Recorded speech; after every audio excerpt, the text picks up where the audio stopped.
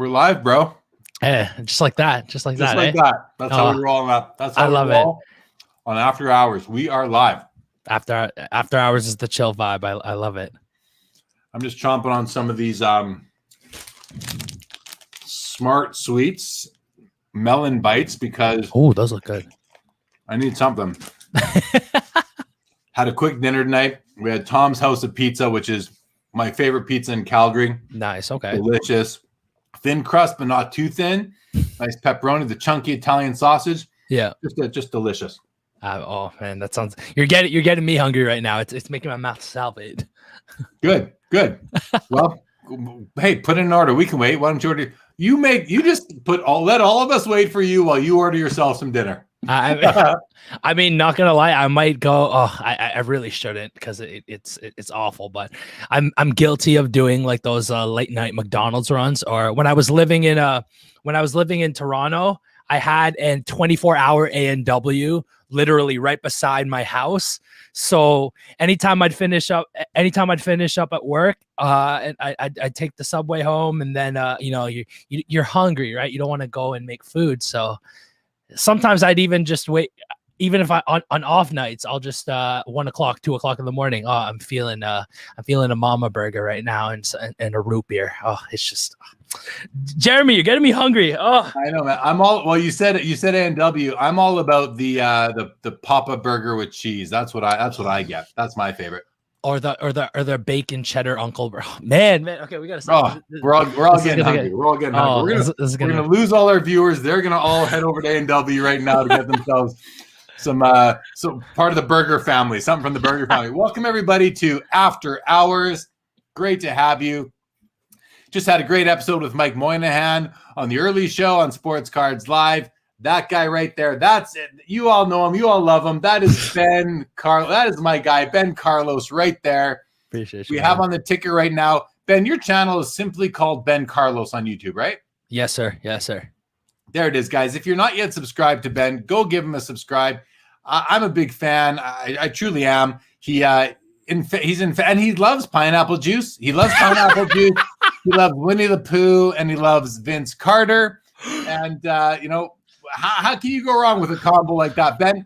Let's first of all, yes, sir. You have your channel. It's called Ben Carlos. It's on YouTube. Yes, and you do a podcast, a video podcast called Friends with Ben. Mm-hmm. And if anyone out there follows me on Instagram, you saw earlier today, I said tonight I officially become friends with Ben because you and I recorded one of your videos about last Monday, I think it was. Yep. And you premiered it on your YouTube channel today to enormous fanfare.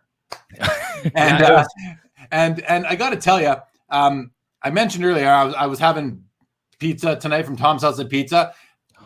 Quick story, not sports card related, but I'm going to tell you everybody this anyway. So my son is 2. He's 2 years and like 4 months old, and he's in soccer lessons. So took him to his soccer lessons today. He just doesn't pay attention at all to the coaches, nothing. He picks up the ball, just runs towards the playground. And it's like, what are we even doing there? Right. Anyway, it's hot. We did that. Went to my parents' place to go see my daughter.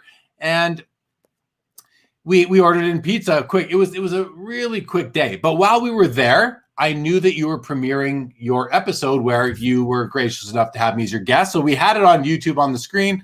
And so my mom, my stepdad, myself, my wife, my kids, we weren't, I was trying to hear it and watch it. There was a lot of stuff going on, but one thing, the reason why I'm going through all this is because I did watch as much as I could. Now I lived it, but I watched as much of it as I could. And I just noticed that you did a great job. You really did a great job of interviewing me, preparing for it, and you made it fun. And you edit these things, you did a great job. So I just want to encourage everybody, if you're not yet checking it out, check out Ben's channel. And I'll say this too.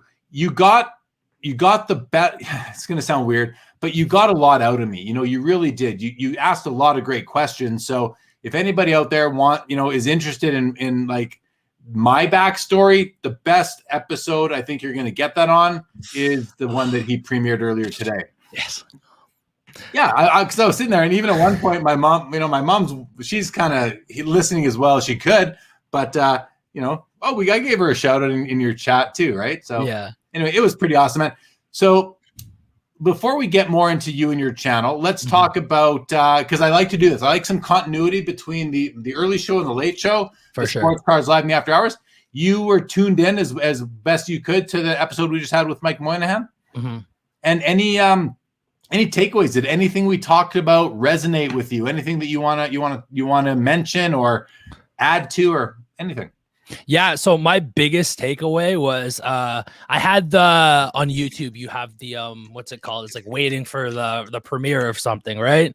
And I remember clicking on it and the dislikes were so high and I'm like, what the hell is going on? I was like, why does this guy have so many dislikes? And then you brought it up in the episode and I was like, oh, this is interesting. I want to see what he has to say about that. And then he brought up a really great point that I think any content creator out there, not just making hobby content, but any content in general, that really stuck, hit close to home with me. And it's that, at least they're watching. There's people watching. Not everyone is going to like you. The best that you can do is be your most authentic self that you can. And ultimately, what you're broadcasting on YouTube as a content creator is only a small microcosm of your real life. And people are judging you based off of that. A lot of social media is curated to our liking. We want to put out the best versions of ourselves or the versions of ourselves that we want other people to see. And if people are going to judge you based off of that small sample size, it's not worth it. The only opinions that matter are that of yourself and the ones who are close to you in your circle.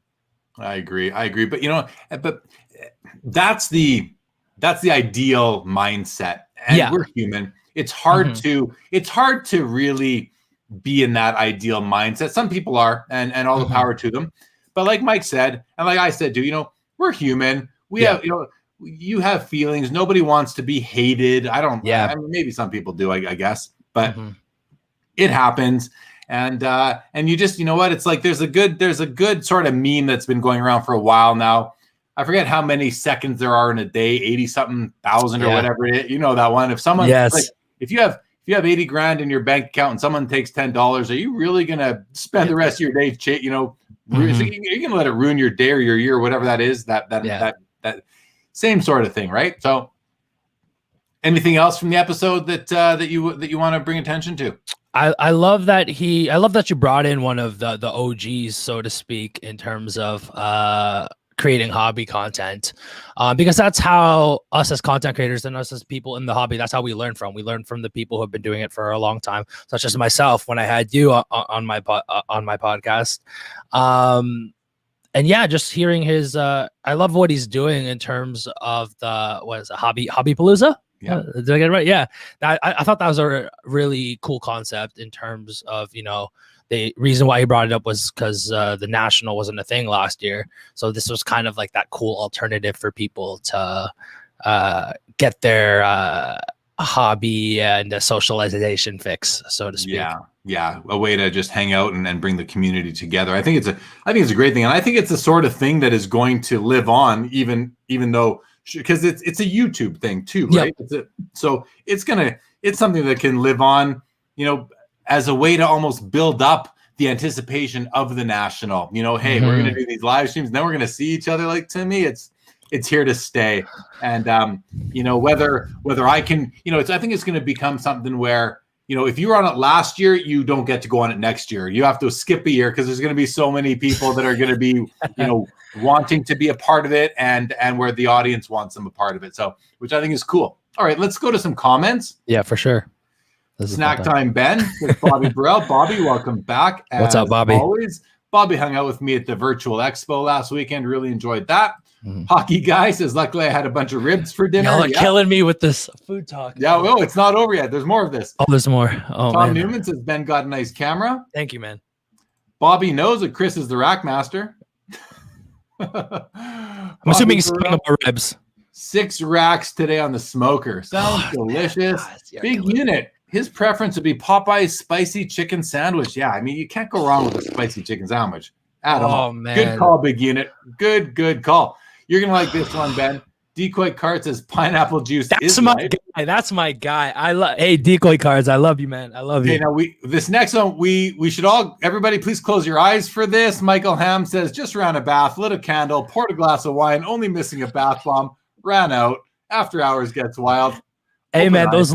those Lush bath bombs. I can't tell if he's joking or not, but yo, they're exhilarating. I'm just saying. So he's even got the brand down, guys. Lush. That's where he shops for his bath bombs. Just so you know, if anybody ever wants to buy Ben a present, you want to send him something, send him a gift certificate to Lush. Okay, that's a pineapple bath bomb.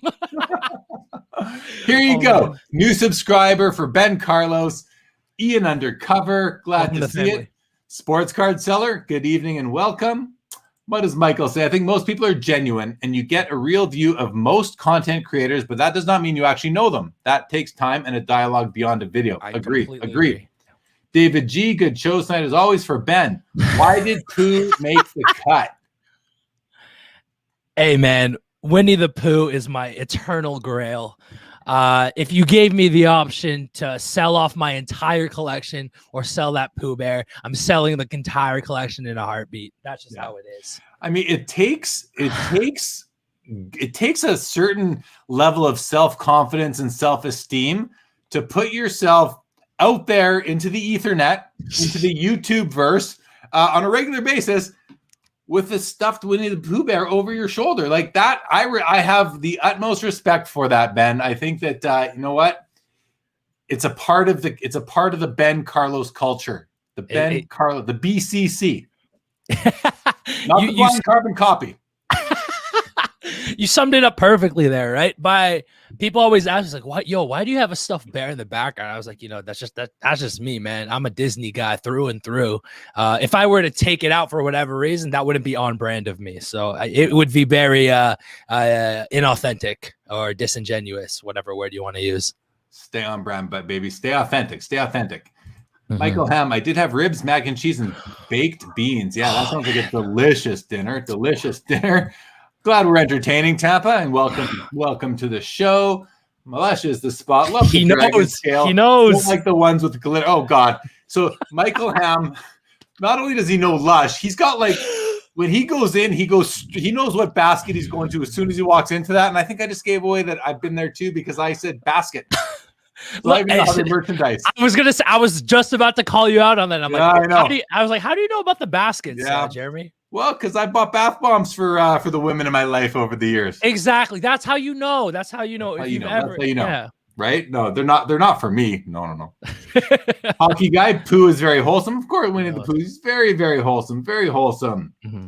Hockey guy says, my nephew, who is 2.5 or so, is a big fan of Pooh, but Tigger is his favorite. Yeah, I mean, Tigger is like the tiger, right? He walks on his tail a lot of the time.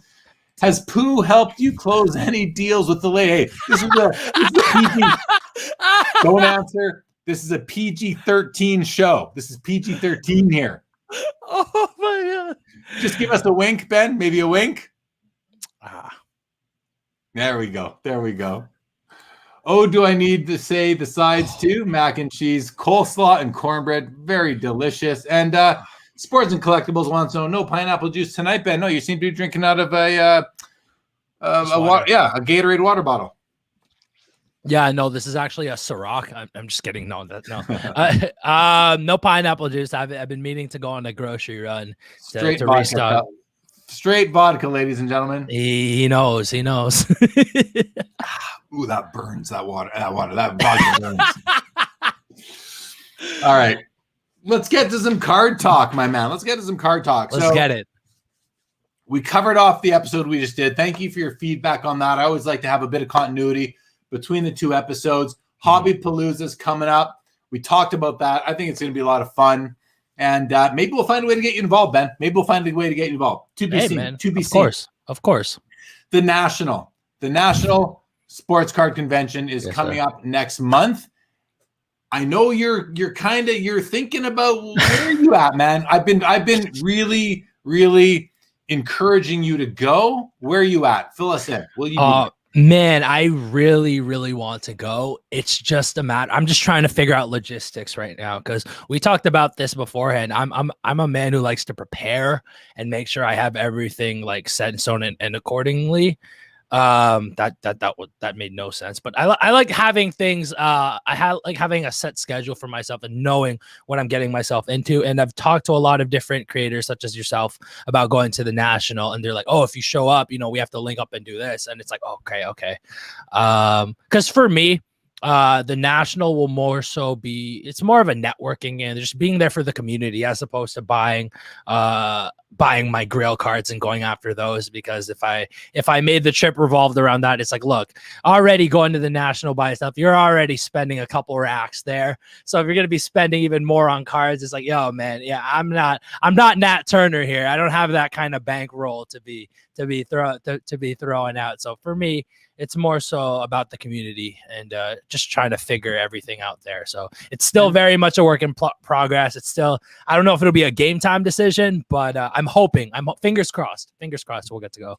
Well, I'll tell you this, and I tell this to everybody. The experience. It's not just about going to buy the cards. Yes, there certainly is that element for sure. Hopefully, I hope to find a few cards for my personal collection, but I don't go in. I've gone in before. It used to be I want one really nice vintage Hall of Fame baseball card, at least at a minimum. And I'd come away with more than that, but I'd always want one of those. Now I've kind of got that rounded out. The Hall of Fame vintage baseball cards that I want now, I'm kind of priced out of a lot of them. So I'm going in open-minded. I'm just excited to find something that catches my eye, it's a sense of freedom to go in there without a specific target, not to take anything away from people who go in with specific targets. That's what works. And it works for different people at different times of their hobby journey. So yeah. I fully, but I do encourage it for the experience. Yes. And for the networking and the network development, because you never know who you're going to meet, but let me tell you, if you like people, you are going to meet people. Yeah. And you are going to trade the odd phone number, trade the odd Instagram account. And now you've got more people that will find cards for you, will think about you. If it's like, that's how you build out your hobby network. Yes. Is by being in person. It's one way to build out your hobby network is to go do this in person, but it's going to strengthen relationships you already have, and it's going to build new ones as well. So I wholeheartedly encourage you, Ben, to come, and anybody else that's thinking about it. I'm hoping so, boss. I'm hoping so. Good. Okay, let's go to some comments here. Yeah. Alf Gaudette, welcome. It's smoking hot in British Columbia. Yeah, it's a heat wave for sure. We got Ryan in the house. Ryan, what's good, bro? What's good, Ryan? Ryan will be joining on After Hours next week, I believe it is, right, Ryan? I believe it is. Hey, he'll be on my podcast next week too. So this is nice. It's going to be the Ryan Nolan hour, ladies and gentlemen. That's awesome, and Ryan is.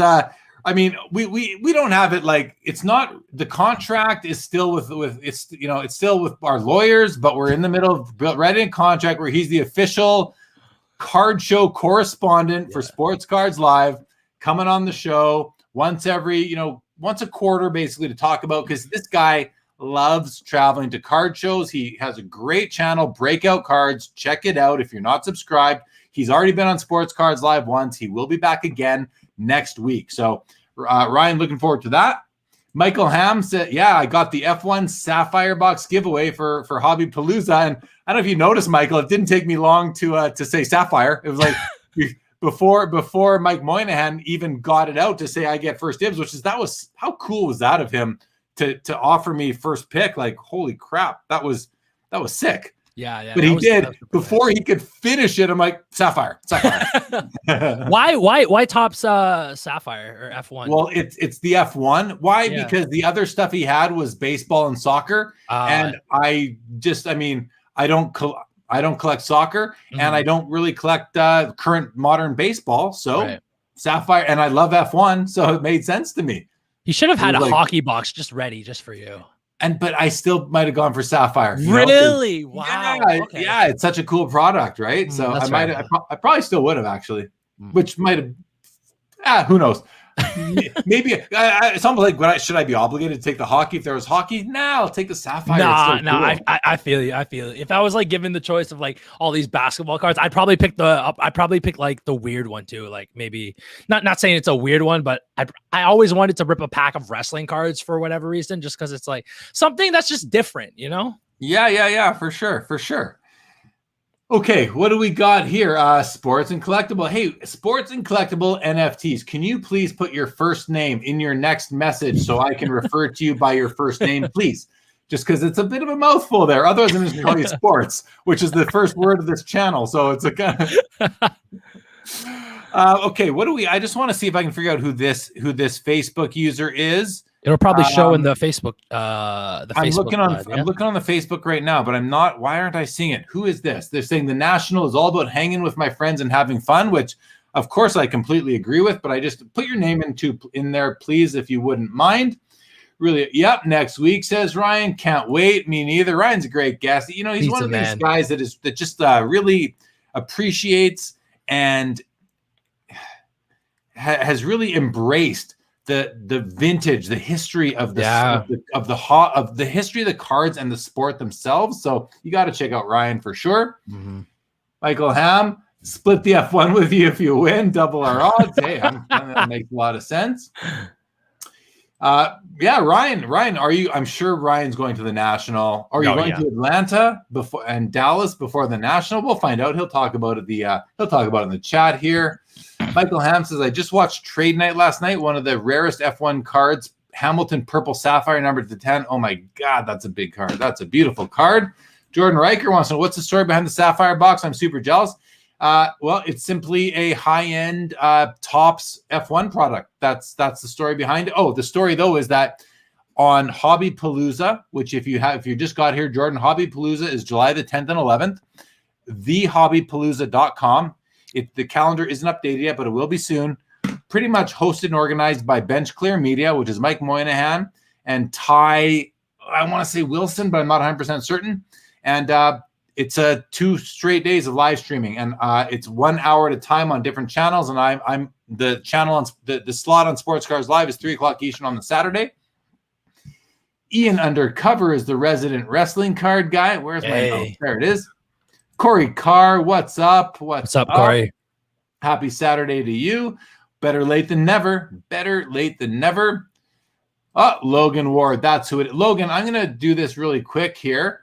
If you go to, and you should know this, Logan, I think you know, go to StreamYard.com/Facebook, click the big blue button, and that should fix that anonymity on Facebook for us, which would be great. What else we got here? I'm just scrolling to find it. Brian says, going to make it a surprise for, he's going to go to one show before the National. He's going to make it a surprise. That's awesome. Mm-hmm. Eric, good evening for us. Good morning for you. Eric is in South Korea, everybody. I actually spoke to him on the phone about 3-4 hours ago. And he's like, it's 10 o'clock in the morning here tomorrow. Like, oh, very cool. Is that Hail Hustle, Eric Myers? Yeah, that's man, he's he's a legend. He's a legend. I know. That's Howley crazy. I got Howley Hustle. I can't pronounce.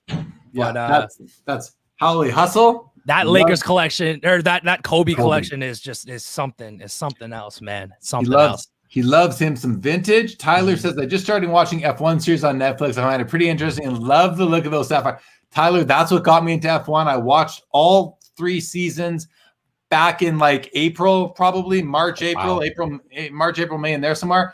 And it just really drew me in to all the different people all the drivers, the team managers, the owners. Like that documentary was excellent marketing for that sport, like bar none. And I've since only bought 2 cards, both singles off of eBay.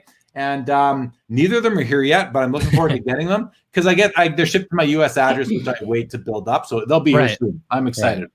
Tyler Brenton says, looking forward to the Calgary card show on the 25th of July, hoping this can turn into a monthly thing. Talk to the organizers while you're there, Tyler. Let them know that's what you want. I'm sure they're willing to do it. And while I won't be set up, I will be dropping by there for a couple hours or as long as my daughter is willing to stay with me. Jordan Riker, yes, Jordan. So there's going to be some giveaways. Topps is a sponsor of Hobbypalooza. And earlier tonight, Mike Moynihan, who was our guest on Sports Cards Live Early Edition, offered me first choice of the prizes to give away. And I before he could get it out of his mouth, I said, I'll take the Sapphire. Jordan then says, did you see the Lewis Hamilton variation 101? I did not see that. No. Do I watch every F1 race now? The answer is yes. But I don't watch the qualifying or the practice because it's just so much every weekend, right? My weekends are busy, especially with this show. But yes, I'm watching every race, and I find F1 races, Ben. I don't know if do you watch F1? Hey man, the extent of my F1 is Talladega Nights, Ricky Bobby. Yeah. That's about it. Fair enough. I don't even think that's F1, but I mean that exactly. That goes to show how much I know. But I'll tell you, man, like I had the same answer as you a couple months ago, 3-4 months ago, and now Sunday the races are usually early morning Sunday, and it's just something about it is like mesmerizingly relaxing to watch an F1 race because it's not that fast. They're a few hours long, but it's just I love it. Look, it's like some people love watching golf. I don't watch golf. Right. F1 for me, I just really, really enjoy it. Makes sense. Michael Ham, I did not realize how expensive the F1 Hamiltons are. Yeah, they are thousands. Logan switched to YouTube. Awesome. Thank you, Logan. Jordan, who are you rooting for? In what? In F1? In the race tomorrow? If you're talking about the race tomorrow, see, I heard who won the pole position, which I don't want to ruin it for anybody. And I'm not really rooting for him. I'll tell you one thing, though. I don't want to see Lewis Hamilton win the Drivers' Championship this year because he's just won it too much. I'm ready. It's like I'm so new to it, but I'd like to see a change. Looks like Verstappen is in position to do that. But I like Lando Norris. I like Sergio Perez. Some of these other guys who Daniel Ricciardo, I don't think he's really in contention right now, but I just like some of the other guys. YYC, where's the Calgary Card Show? How do I get info on it? Follow me on Instagram, YYC, and I'll repost it soon, I promise. Jordan Hudson pulled an orange Hamilton refractor out of 25. Amazing. And the oranges, if you especially, I know there's damage to almost all of them on the back, but I don't really think it matters. They're still super rare and cool. And that's not just the Hamiltons. These cars were actually printed in Europe because my understanding is all the printing facilities are just so backed up right now. They went to Europe for printing on these and something didn't work out perfect. Jordan, will you be attending the Canadian Grand Prix Montreal? It was canceled this year and maybe 1 year. Tickets are not cheap to this though. Toa Hang. Hey, Toa. Yeah. Nice. Seem to be a lot of F1 here among older collectors thinking it's a pump and dump. What are some aspects of it you think will keep it stable? Great question. People are throwing pump and dump around at everything that gets popular nowadays. Now, I'm not saying it's not happening with certain specific cards. And I mean, just follow card porn on Instagram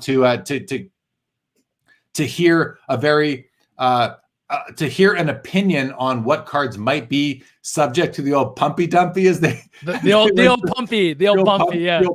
pumpy and dumpy, right? Oh man, that's hilarious. It is pretty funny.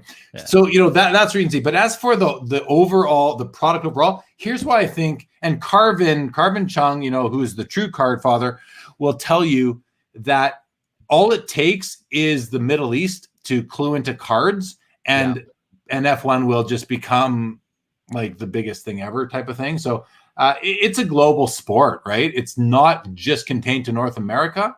I think it's like soccer in that respect. So I think there's something there.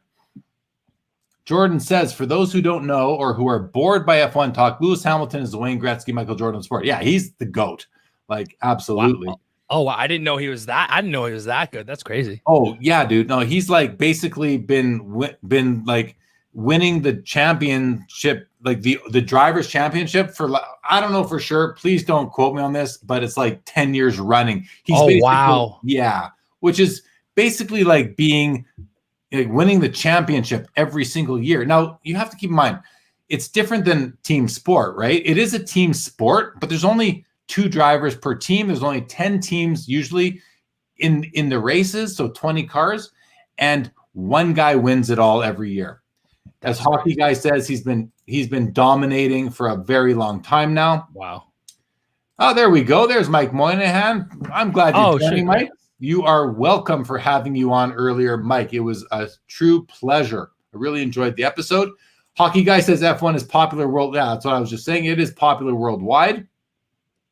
Michael Ham says that was one of the card in the trade last night. It was 2 Hamiltons plus cash for the purple. The F1 cards pretty much cannot grade a 10. I learned a lot quick. Yeah, I've heard there are printing issues with them.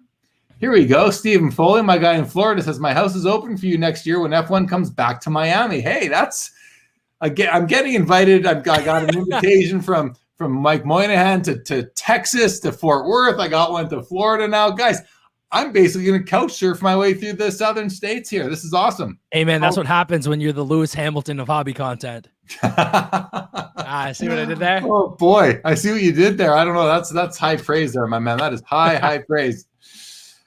Now, here we go. Logan Ward, who is a NASCAR guy. Now, I believe Talladega Nights was a NASCAR-themed type of movie. Is that right, Logan? Fun to collect and still undervalued. Lewis Hamilton has 7 F1 titles. Jeez. There we go. Michael, so Big Unit is wondering, is Michael Schumacher the GOAT, the F1 GOAT? I don't know. I mean, I'm a new F1 fan, so to me, from what I've heard and watching it, I know there's also who's the guy who passed away. They profiled his passing in the show. He has a European guy, I believe. There's a few GOATs, just like in any sport. There's more than GOATs travel in herds. There can be more than one GOAT. Let's keep that in mind, everybody. Now that was incredible. I've never heard that before, but that's wow. This is why you're the GOAT. Do you even watch my content, Ben? I've never heard that expression before. Seriously, that's going to travel. That's why I bug you about it. That's why I bug you. I'm just messing around. That's crazy. That's crazy. So there we go. Lewis has won 4 years in a row. Here we go. Decoy Card says Hamilton is tied for the most F1 titles with Schumacher at 7, and I know that a couple of weeks ago, Max Verstappen overtook him for the lead this year, but we're only like halfway through the season, so there's a lot of time left still.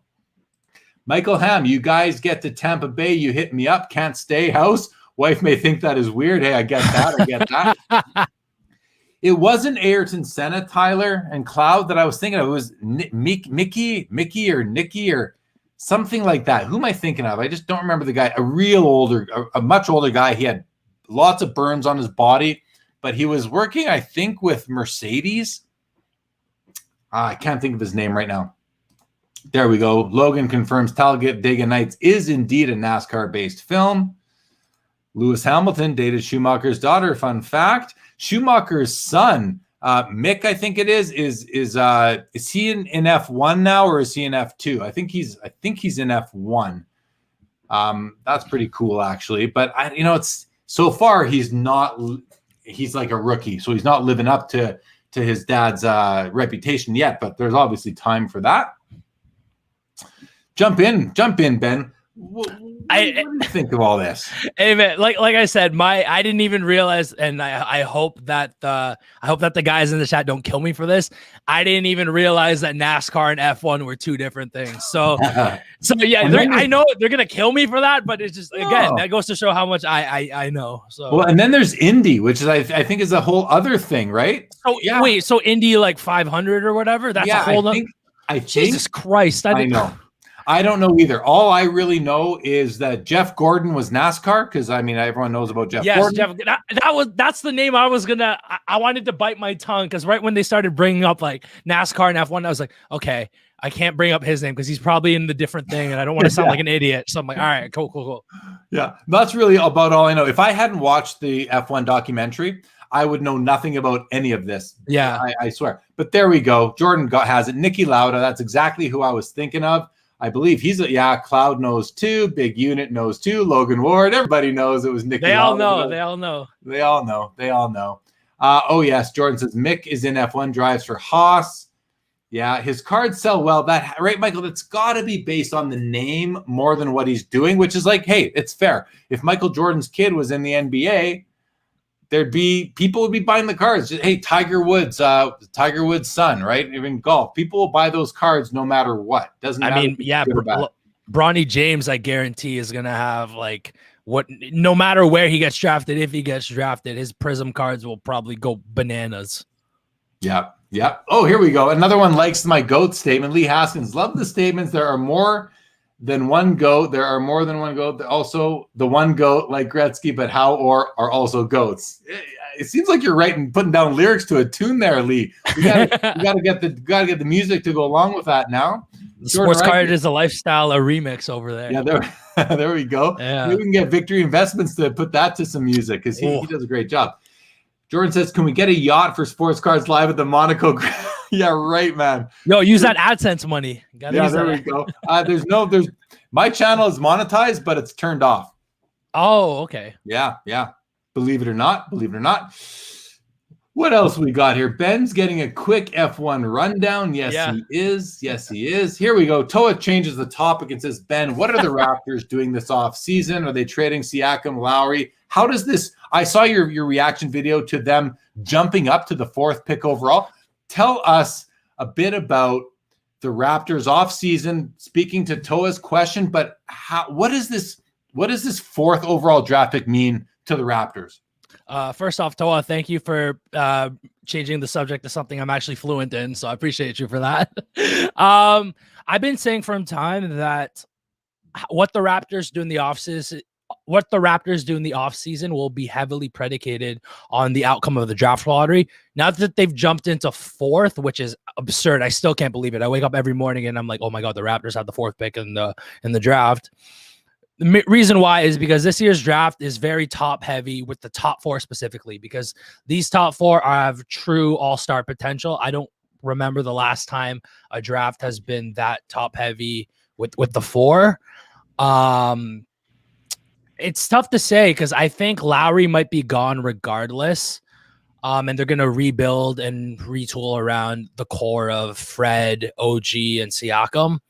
But hey, it all depends on who we draft. If we get Jalen Suggs, who's a point guard coming out of Gonzaga, that probably means Lowry's gone, and then Jalen Green. Either way, either one of these guards, Lowry's most likely gone. Now, if we get Evan Mobley, who is power forward center, he might stay, but I don't know. It's tough to say. Let me ask you this: like the 4th overall pick in I can speak mostly to the NHL. Yeah, the 4th overall pick, it's good, but it's not a top 3. It's not a top 2. It's not a first pick overall. Yeah, it's either the first pick is an obvious or it's a top 2. You never really. The third. There's in the NHL. There's never really a chance that the person who people think is the 3rd best is going to get chosen first overall. In this year's NBA draft, could any of those 4 guys go first overall? Oh, absolutely not. The first overall pick, it's unanimous. It's Cade Cunningham. He's very much his gameplay is very much like Luka. That's why he's the bona fide number 1. But the other 3 guys, while they're not necessarily on his level, they could very well be like all-star type players. One guy in particular of the 3, Jalen Green, I think he has the potential to potentially be better than Cade. Like and I know this might be a hot take here, but Jalen Green, a lot of scouts and different people who have been watching him, they like to compare his game to a young Kobe, which is like absolutely yes, it's nuts to say. Because he's just a natural of a scorer, but with that said, he has potentially the highest ceiling, but he has the lowest floor too. So he could very well be like an absolute bust. It all depends on his work ethic and development. But yeah, we'll see. So I just realized this is after hours and finally put the proper banner at the top of the screen. A little off my game, long day. It's all good. Says, I want to come back to basketball in a second. He says, for sure. The card of Walter Payton's son. It's not valuable. LOL. fair comment. And then I wanted to go to, okay, so you just talked about who the top prospect is in the next draft. I forget who the name you just said, the guy who's the consensus number 1. Yeah, Cade Cunningham. Cunningham. Yep. As far as 2, 3, and 4 go, are those interchangeable depending on the team's needs? Yeah, it's tough. It's so hard to say. Like one, in terms of like mock draft boards, everyone has Cade going number 1. It's 2, 3, and 4 that it's all over the place. Like it, and the thing is that you can't. The crazy thing about the draft, which is also the most exciting thing, is that so many of these teams are throwing smoke screens out there saying, "Oh, we're going after this guy," when it's just really like, no, they're going after this guy, and you don't really know until draft night, once they have the picks set. But it's exciting, man. I'm just blessed that we're in the top 4, because really the Raptors have the easiest job out of the 4 teams. You take whoever's left, right? There's no pressure of like, okay, do we take this guy over this guy? Now, if Cleveland decides to pull a fast one and take a guy outside of the top 4, because Cleveland is known for these like crazy draft selections, then it might get interesting. But it's one of those things where we'll see what happens draft night. Yeah, fair enough. Jordan says, speaking of goats, who are the goats of the hobby? There's one goat of the hobby. Jeremy Lee. No. Nat Turner, James Beckett, and then Jeremy Lee one more time. No, not even Nat Turner. He's not even the goat. The goat of the hobby is James Beckett. Yeah. He's the goat of the hobby. Add Carvin in there. Yeah, you're right. Yeah, okay. Carvin is there too. There are more than just those two. But I bring it up because Jordan brings it up, but also if you look at the intro video to Sports Cards Live, written, produced, directed, and sung by Victory Investments, you will see that when we flash through some of the past guests of the show, he just did this, put a goat on the Jim Beckett flash when he comes up. So Dr. James Beckett is the goat of the hobby. Of course. He'll probably be like, stop saying that. Too bad, Jim. That's what we all believe. Jordan says, what are the top 3 fan bases in Canada? The top 2 are the Montreal Canadiens and the Toronto Maple Leafs. That's a hands down. After that, I don't think it's the Raptors. I don't think it's the Rough Riders. I don't think it's the Blue Jays. I might be wrong, but I'm going to say it's going to be something like, Oilers fans will kill me, but like the Winnipeg Jets.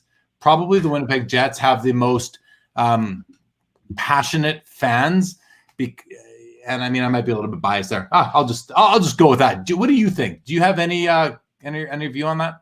I mean, I'm completely biased, but it all depends on your definition of top fan base. Like, what does that entail? Is it the most passionate? Is it like, do you dictate it off of like the followings on social media? Who turns up to all the games? Like attendance? Like it all depends on what you mean. Yeah, I think attendance and like watching on TV and listening, that kind of thing. Okay, yeah. Again, I don't watch a whole lot of hockey, if any, so I can't really, throw my hat out there. But I mean, hold on. Did you guys hear that? He doesn't watch a whole lot of hockey. See you, Ben. Thanks for joining us tonight. That was good. but no, for real. And Leafs fans might kill me for saying this, but hey, past couple of years, Toronto's been a basketball city. I'm sorry to say. Just like when you keep maybe it is the Raptors, the third. Maybe it's the Raptors, the Leafs, and the it's definitely the Leafs and the Montreal Canadiens. Then it's probably the Raptors. Yeah, I would for sure say the Leafs and absolutely the Raptors. That'd be my 3 right there. Leafs, Canadiens, Raptors. And the other thing though is that the Raptors aren't just they're not just Toronto's team. They're Canada's team. They have fan bases. Their fan base is coast to coast in Canada, which is Canada's like what 30-something million people now. So they've got that's their fan base. So they're definitely a top 3 actually. Now that I think about it. Yes. And I'm sure someone's corrected me below. Let's go on. Let's talk about this for a second. I don't know if you saw this, Ben. There's a Logan Paul, Mickey. No. So it's a Keith Shore card. Keith Shore is the artist who did the card. But I tell you, Michael, I saw that card. I posted it to my Instagram story. I said, no words except want. I think so. It's basically, I got to find it here to show you. This card is. I'm looking it up right now because it's like, what the heck? It's so cool, dude. It's like. Mickey Mantle, what? Is it on the top site right now for Project 70? Yeah, but here it comes. Here it is. I got it right here. Oh, you're going to show it off. Okay. That's hilarious. Oh Isn't my God. Isn't that amazing? Oh my God. That's so funny. So funny. So funny. To me, Michael, Ben, everybody else, to me, it's like it's just the coolest card to come out of any Topps project so far, I think.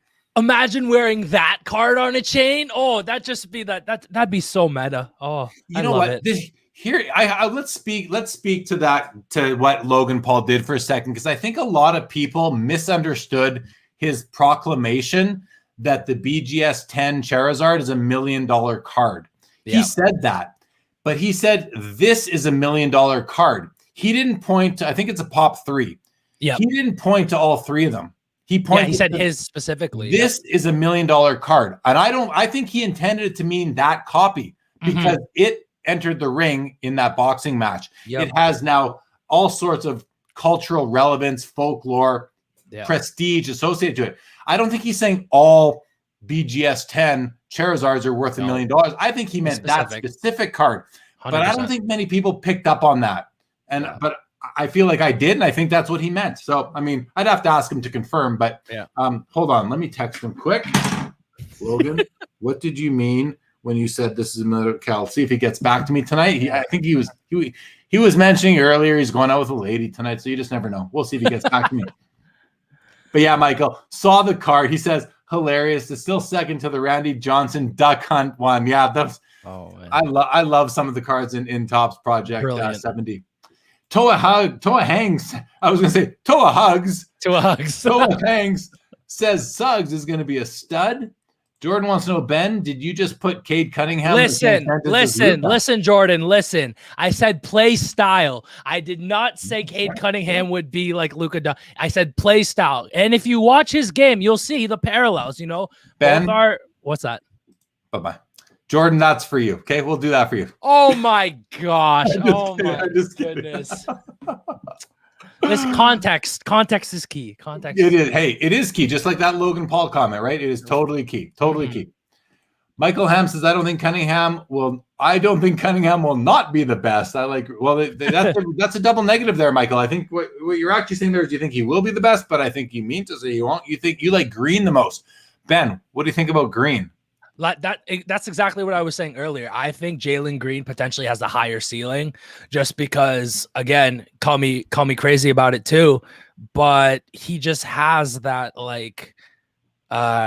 natural scoring ability. And now it's just a matter of, like I said, will the work ethic and development get him to that ceiling? Because he may have potentially the highest ceiling, but he also has the lowest floor where he could be the biggest bust out of the 4 as well. So here's a question for you. What do you think of Kevin Durant? Do you think he's the go to the playoffs with those massive games? I mean, are they still in the playoffs? I don't think you can call him the go to the playoffs if he's been eliminated. Right. I think the go to the playoffs still belongs to a certain number 23 that's not named LeBron James. For all of you listening who think I'm referring to LeBron James, no, it's Michael Jordan. But this year. Oh, this year's go to the playoffs? Oh, I mean, you have to wait until it's over. But right now, I mean, must be Devin Booker, right? I don't know. We'll see. Yeah, could be Giannis by the time it's all said and done. Completely. Tyler says, okay, this is a great question. Do you think the Suggs, Green, Mobley are able to make an impact next year on the Raptors? Feels like sometimes these prospects take a few years.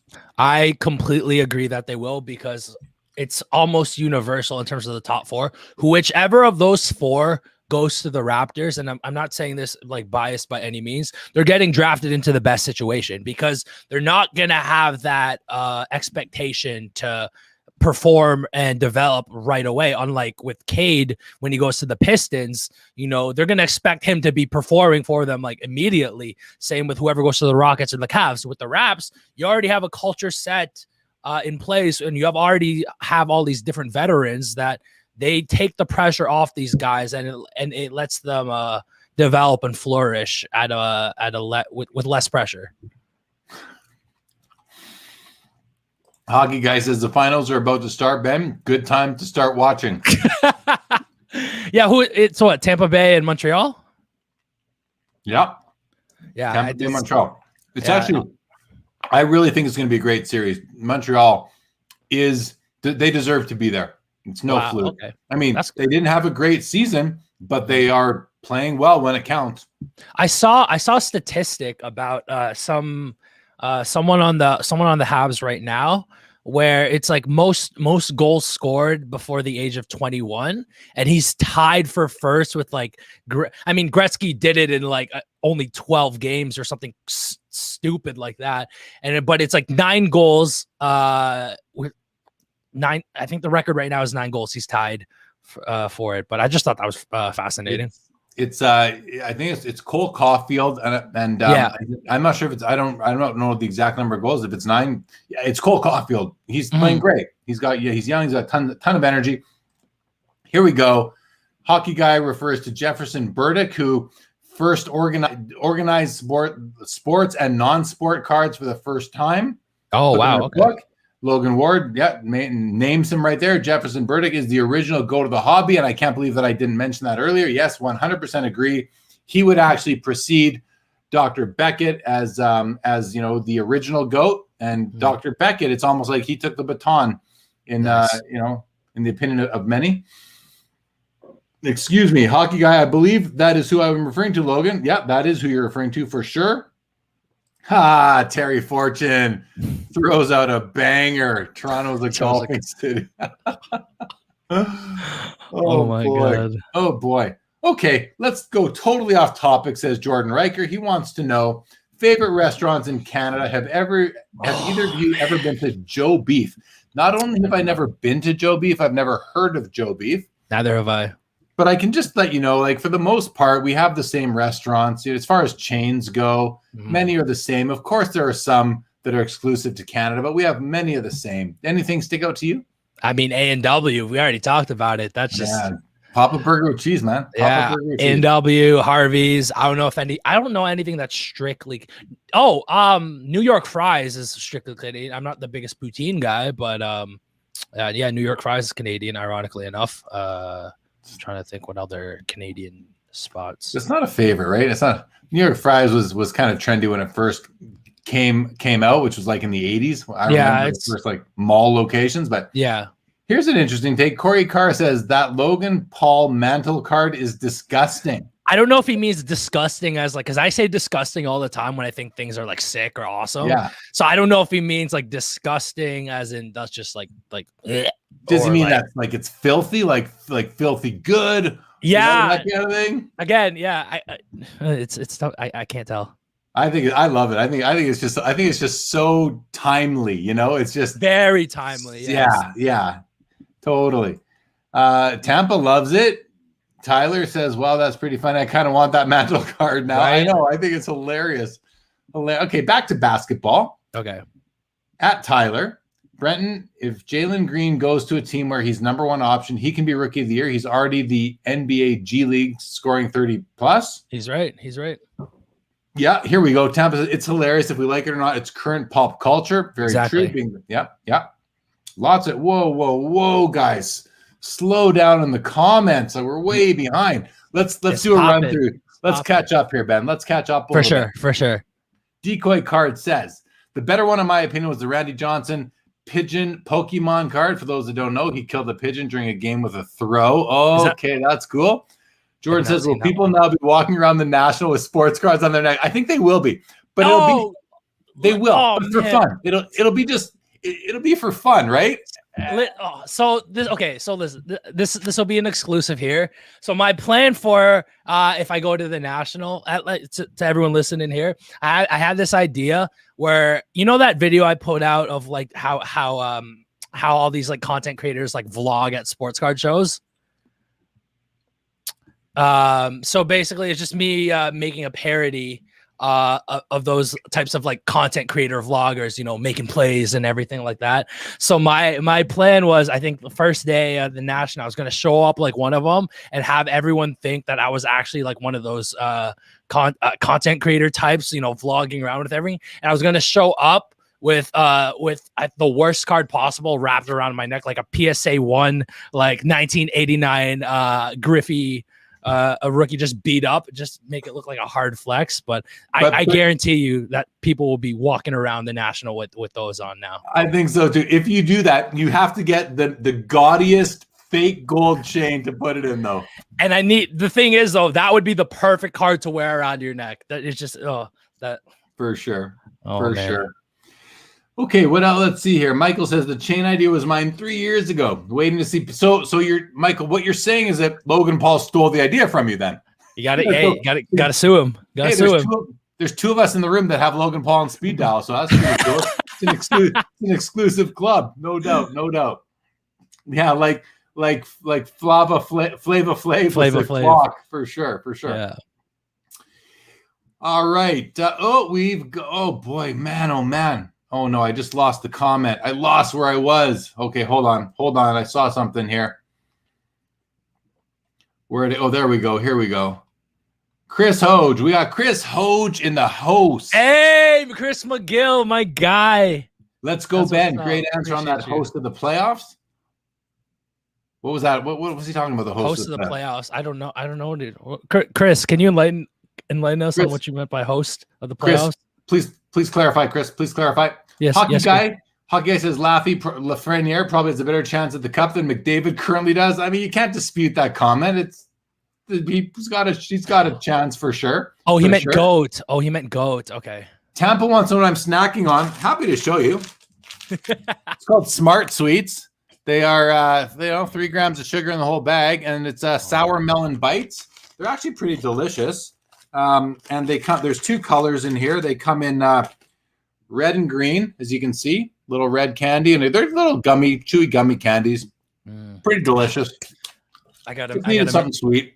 I feel like I'm gonna go on a fast food run after this. All the food talk is killing me, man. It's killing me. Serious question for you, Ben. Yeah. Do you think vintage or modern is the best type of cards to collect and invest in long term? In terms of collecting, collect what you like. In terms of investment, I don't give financial advice. However, with that said, my philosophy has always been the same from the beginning. Buy up the goats. It blows my mind how people are prospecting and spending thousands of dollars on these players who haven't proven anything yet. Yet you compare that to the prices of guys who've already established and have like long careers. And compare those prices, or you could just take the conservative Pokemon route and just buy up a bunch of Charizard because Charizard can't tear his ACL. Yeah, and that's been put on shirts now. But yeah, Charizard can't win a championship. What can Charizard really do though? He can breathe fire. He can set up some flamethrowers and some seismic tosses. And now I'm just getting into my Pokemon nerd. Right. But he can do all that. I'm not gonna go sour. No, do it. You know what? I won't because I have nothing against Pokemon. I really don't. I mean, I don't. I actually own some Pokemon cards. I thought I'm gonna look into this, but what happened then was that I then watched some of the original Pokemon. I watched a movie and I watched some of the episodes. Oh man, yeah, because it was research. That it was actual research. I'm curious to know what your opinions were on the Pokemon anime as well as the first movie. I'm very curious. I stopped. I mean, after I watched the movie, which was with Mewtwo. Yes, Mewtwo. I watched some of the original cartoons with, I think his name is Ash. Ash Ketchum. Yes, sir. And I remember one night I'm watching him late. My wife, she gets up to go to the bathroom, whatever. She comes back. She sees. And she thought she didn't believe that I was watching it. She thought that I fell asleep and left the TV on and cartoons came on. Anyway, but the point is, yeah, I watched it. Yeah. And then my interest in Pokemon cards evaporated into thin air. Okay. So it's one of those things where you look back at it and yes, Pokemon, the anime, as well as the movies were super hokey completely. But, it's the nostalgia effect. We talked about this before. Yeah. It's that link to your childhood. And that's why people have that connection to them where, it's just so powerful. But I get it as someone who's never been into it. Getting into it for the first time, you'd be watching it like, what the hell is this? What? Never played it, never collected them as a kid. Yeah. I didn't have the nostalgia. And that's why I have nothing against people that do. I think it's a legitimate collectible. I think there's legitimate value in those cards. But while he can't tear his ACL, he can't score 50 points in the playoff games and win a championship either. So the fact that he can't tear an ACL doesn't help his cards. Is kind of what I'm saying. It's not like a benefit to me. And Jeremy, you know who else can't tear their ACL? Winnie the Pooh. That's who. Winnie the Pooh. That's what's up. No, he cannot. Okay. Oh, now we're corrected. It's Jesperi Kokaniemi that has the record for 9 playoff goals tied before the age of 21. My bad. Thank you for correcting me, both Chris and Bruce Wayne. Hockey Guy says Harvey's is a Canadian chain. Yeah, it's a fast food burger joint. Long live the grill. White Castle time in Chicago. Man. Logan, we are going because if White Castle is good enough for what was the name? Harold and Kumar? Harold and Kumar. Yes. It's good enough for me. No, White Castle sliders are actually impeccable. Absolutely. All right, I'm gonna go to National now. We got Angie Volkakis in the house. Says, how about those Habs? Montreal is a great city to visit. Jeremy, Cole Caulfield next year. Yeah, Cole Caulfield. Anybody wants to know who the big hockey rookie is going to be when Upper Deck Series 1 comes out next November? It's going to be Cole Caulfield. That card is going to go absolutely crazy right out of the gate. Is he that hyped? He's that hyped. Really? Because everyone was saying that about Lafreniere. And but Cole Caulfield is playing and producing. He's a star of the playoffs right now. He's one of the key pieces of this very successful Montreal Canadiens team in the playoffs. And it doesn't matter who the player is. Any Montreal Canadiens rookie gets hype, but you make him an amazing player who has a great personality that everybody loves. Oh my God, it's gonna be crazy. His cards are gonna.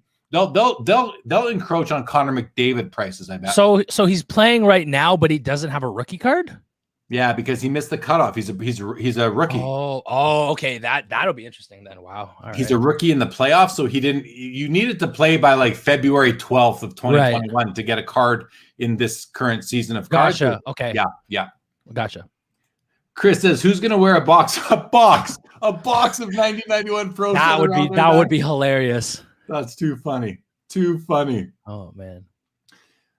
Hockey Guy says Charizard can save the day in Pokemon movie number 83. But Pokemon collectors, I don't know how many of them watched the movie, so no one's gonna know about it. A lot they're diehards. Yeah. Tyler says, when I was little, my parents took us to see the first Pokemon movie in theaters, had to wake my dad up when it was over. And that was your dad probably loved going to those because he got to have a nice hour of sleep while the kids were preoccupied. Man, first Pokemon movie is timeless. I don't care what anyone says. That's a classic. Tampa stopped. I'm with you. I don't understand the love of no, seriously though, Tampa and myself, we can't understand it because we don't have that genuine nostalgic connection to it. I've got friends, my buddy Ralph loves Pokemon because he grew up with it. He still collects the sets. That's completely, there's nothing, it's all good. There's nothing, it's all good. How can any of us question that? I was questioning myself when I started looking at these, but really it was just an opportunity and, something to check out. And I did think the art was cool. The characters are kind of fun, but it's, just didn't work. Didn't laugh. Didn't stick. Just didn't stick. That's fair. Didn't stick. Here we go. Great question. Does Ben have a Winnie the Pooh rookie card? Let me get it out right here. Oh, so I guess he does. Let me get it out. Again, I'm disappointed with the grade, but again, grades don't matter when it comes to the PC. Yes, I have a Winnie the Pooh rookie card. It's right here. And it's I so badly look. Okay, so here's the thing. If I go to the National and I find the one PSA 10 in existence there, that would be like I could die a happy man. That would just be incredible. But for now, I got the 8, and 8s are great. What's wrong with the 8, man? 8s are great. I would love to have that card in my collection. It looks awesome. Winnie the Pooh is a cultural icon, right? He's not going anywhere. He can't tear his ACL. He can't tear his ACL. Exactly. He might get caught in some honeypots from here and there, but he can't tear his ACL. Exactly. Tampa, you might want to find that Charizard. Jordan says deep dish or thin crust. I'm all about the thin crust, all about it. Now, when I go to Chicago, which, I've been several times for the National, I do, it's not like I'm like, hey guys, let's go get deep dish pizza. But it's like other people are like, hey, we're going for deep dish. So, okay, I go along and I have it and I can eat it. I enjoy it. But if it's up to me, I love thin crust pizza. I just do. It's my favorite.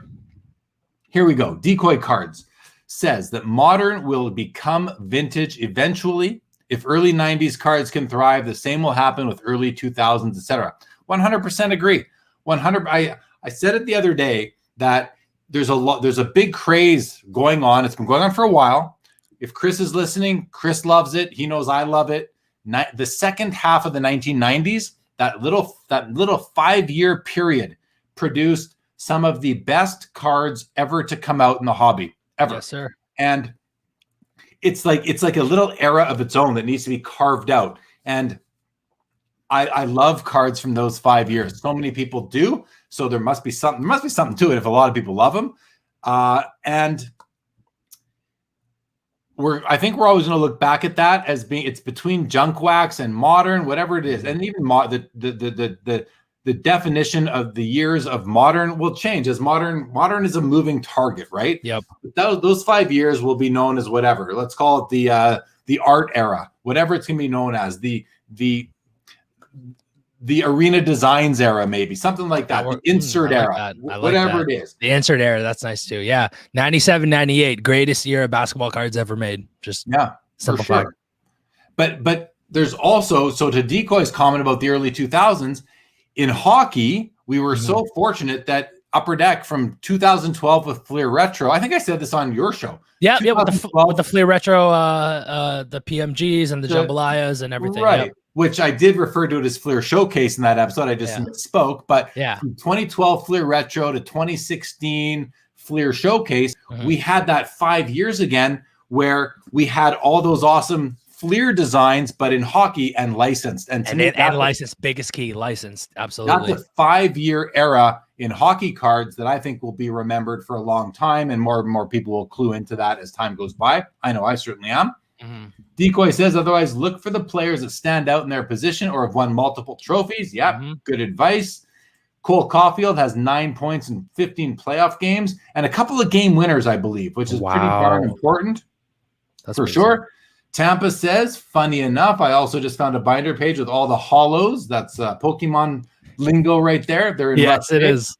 I know I never purchased them. I somehow traded for them with a friend. That's all I remember. Hey, it's so funny. Don't even know where I got them, but I got them. Oh, man. Matt Jones, good evening. Hey, glad you made it here, too. The earlier show was great with Mike Moynihan, Baseball Collector. Feel free to check it out later. Foulball says, I don't have White Castle locally, but I do have In-N-Out. I love In-N-Out. Now, I love In-N-Out burgers. I do not like their fries. Their fries are bunk, but their burgers are excellent. Chris, this is a great question, and the problem is he can't get on. He can't get on. I invited him months ago, and it's, sometimes the invitations, they just don't work. I'm on a waiting list. Yeah. He can't get on. It's freaking brutal. Yeah, it's tough. It's freaking brutal.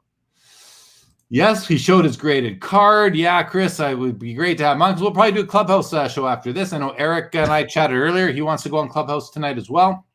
Hockey guy, I get Pokemon. I was a fan as a kid, had the cards, posters, not a fan anymore. That's it. Hey, not a lot of people. You grow out of it, yeah. Yeah, but I don't know. It's the first time I've heard someone say they're just not a fan anymore. But it is, hey, cool. Wow. Yeah. You are more than entitled to not be a fan of it anymore. He agrees the cards look cool. But yeah, they do look cool. Those hollows, the hollows look cool. And some of the newer cards are pretty cool too. Michael Ham says Dragon Ball way better than Pokemon. Oh, he knows. What's rare with Pokemon cards is they were all played with. But the more important question, Ben, show us. The question is, can Ben please show us his Winnie the Pooh tattoo? I have 0 tattoos because both my mother and grandmother would kill me. And if you know anything about Filipino mothers and grandmothers, yeah, that's not a bridge I want to cross. Do not cross them. Nope.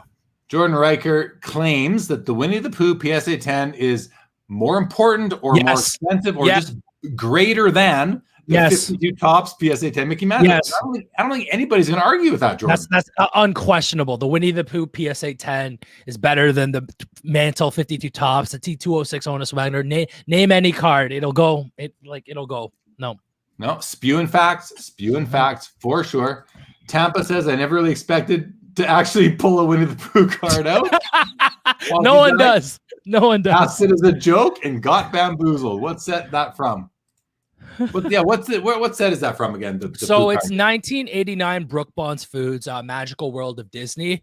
It's a T card set featuring a bunch of iconic Disney characters. They actually have the full set in a binder somewhere. That's cool. Somewhere where it's like Mickey Mouse, Alice from Alice in Wonderland.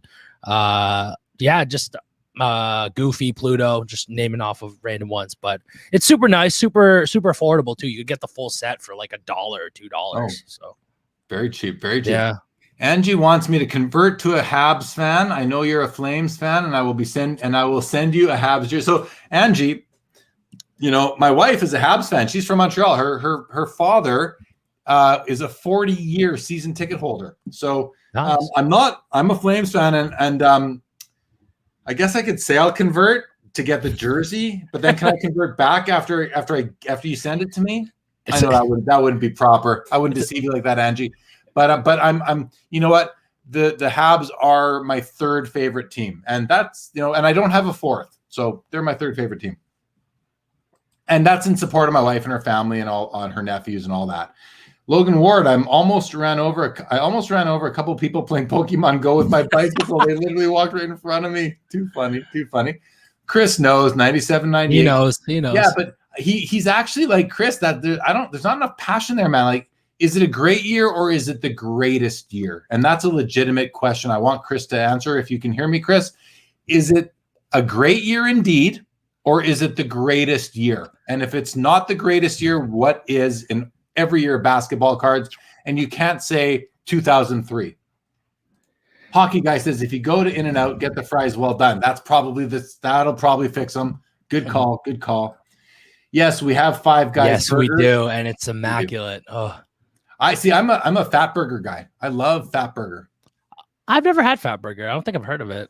Yeah, the King Burger Supreme, baby. King Burger. Oh shit. Supreme. Okay.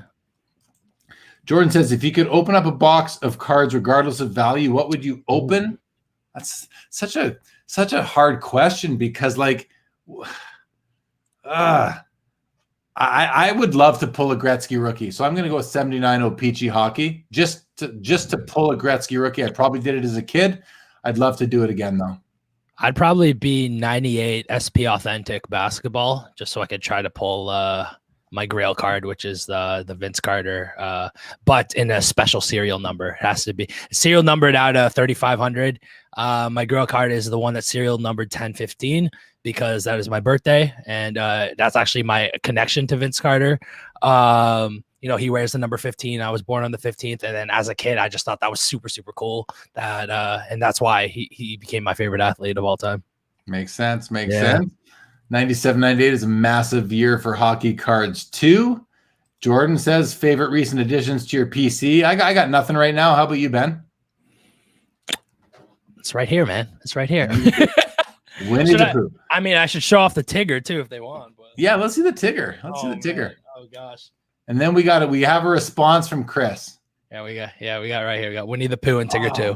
What's the Tigger graded? A 5? It's a 5. Oh, I was so mad about that. It's so cool looking. The color on those cards is beautiful. What year is that? 1989. The thing that just annoys me though is that it's the lowest grade in both their pops. I'm like, come on, PSA. You couldn't have thrown me a bone and you had to give me the lowest grade. I didn't see anything wrong, but it is what it is. They didn't give you the lowest grade. They gave the card the lowest. They gave I know. I shouldn't take But I got to say, Yeah. I question whether or not that's like a rookie card. If it's 1989, I have to think Winnie the Pooh has earlier cards of some Trust me. I did my due diligence and research No? before no, this is his earliest card, so to speak. Wow. I did my due diligence. Yeah. I'm It blows my mind because like Winnie the Pooh goes way back, but there's a lot of different Disney sets. I think there's like a 1955 set of Disney cards, like T cards as well.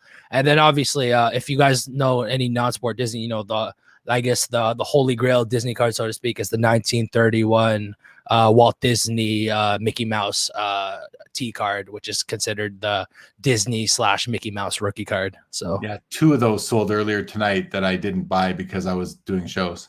Yeah.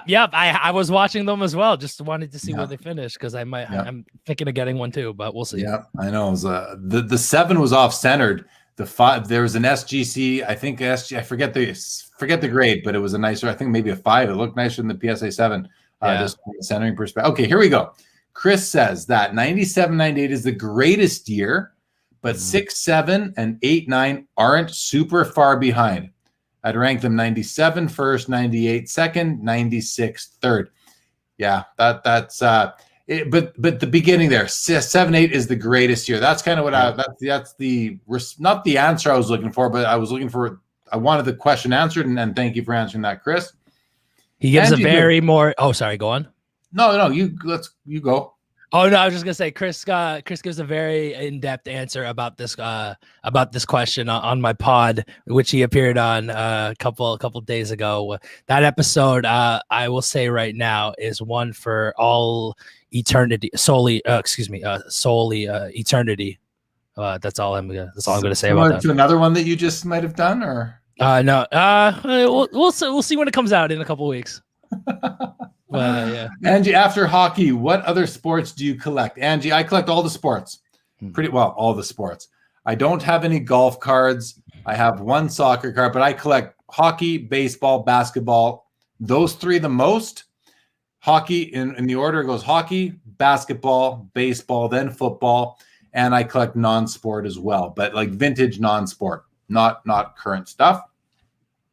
And I love it all. Like I do Hall of Famers from all 4 major sports.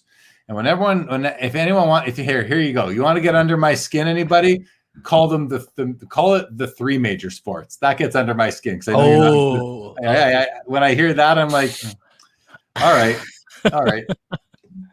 Okay, hockey gets no respect, which I get. It some markets it doesn't, and it shouldn't because people don't care about it there. So that is what it is. Mm-hmm.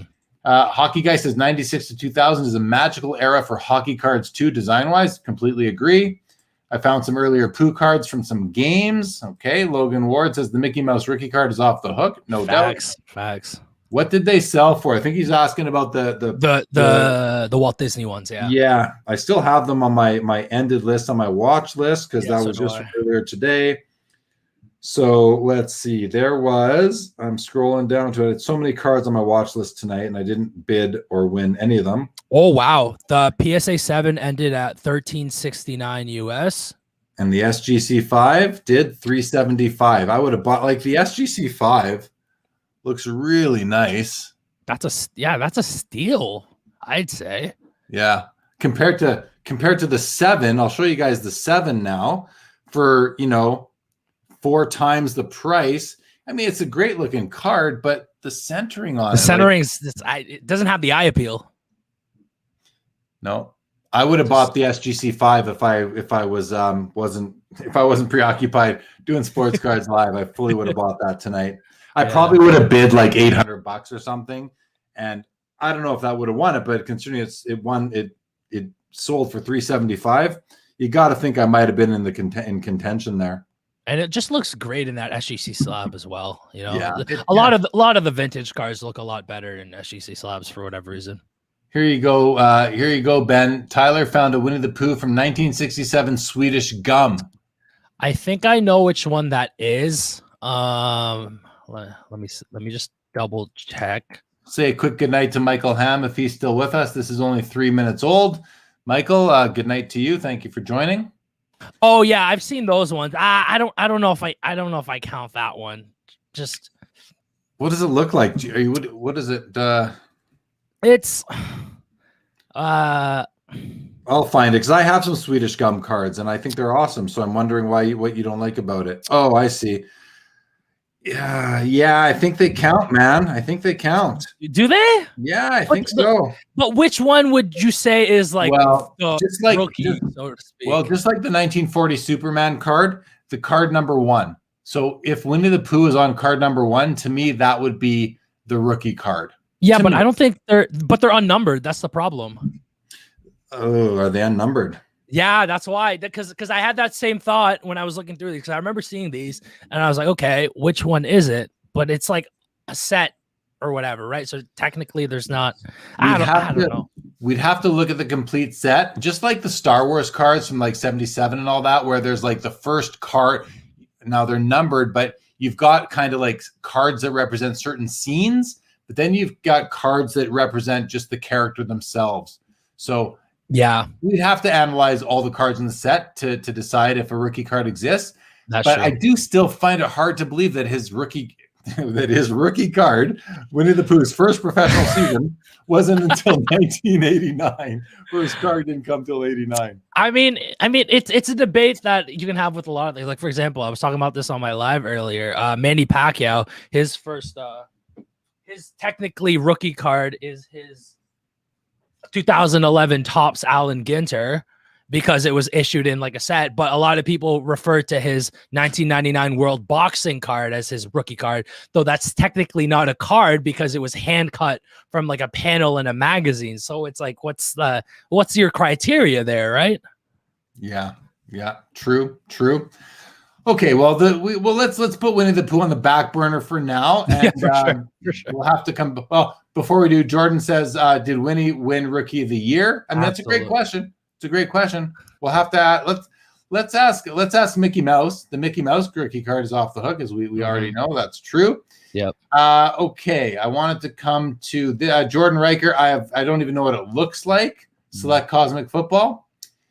Tampa says I'd take the 5. Yeah, yep. Same here. Same here. Buy the card, not the holder. What was the last box break you opened? What was the outcome? I can't remember back that far. We're looking 3-4 years ago for me.